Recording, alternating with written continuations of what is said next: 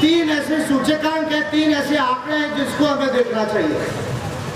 हम चुनाव में वोट देते हैं, लेकिन वोट हम कैसे दें, वोट हम किसको दें? अगर ये निर्णय लेना है तो हमें तीन ऐसे सूचकांक है, तीन ऐसे इंडिकेटर्स है। मुझे ऐसा लगता है कि हर नागरिक को उन तीन चीजों को देखना चाहिए। क्या देखना चाहिए? एक, कि मानव विकास सूचकांक में हमारे जिले की, हमारे पार्लियामेंट की, हमारे असेंबली की, हमारे स्टेट की, हमारे देश की क्या पोजीशन है मानव विकास सूचकांक में। दूसरा, सामाजिक विकास सूचकांक में, जिसे हम सोशल डेवलपमेंट इंडेक्स कहते हैं, उसमें हमारी क्या पोजीशन है, इसको देखने की जरूरत होती है। तीसरा, इकोनॉमिक डेवलपमेंट इंडेक्स में, आर्थिक विकास के सूचकांक में हमारे देश की, हमारे राज्य की, हमारी कॉन्स्टिट्यूएंसी की क्या पोजीशन है।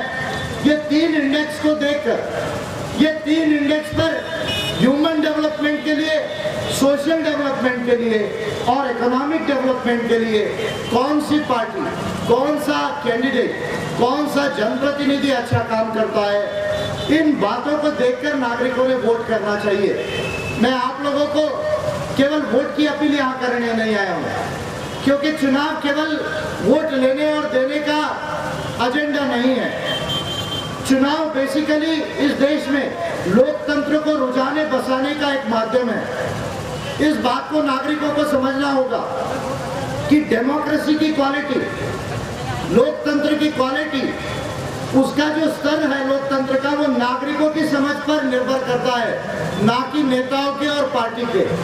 जिस देश के नागरिक सुजान होते हैं, जिस देश के लोगों में लोकतांत्रिक एटीट्यूड होता है, लोकतांत्रिक सोच समझ होती है, उस देश में लोकतंत्र जो है वो वास करता है। अगर लोकतंत्र की क्वालिटी को अगर देखना है तो आप जर्मनी को देखिए, फ्रांस को देखिए, ब्रिटेन को देखिए, साउथ अफ्रीका को देखिए, आप जापान को देखिए, साउथ कोरिया को देखिए।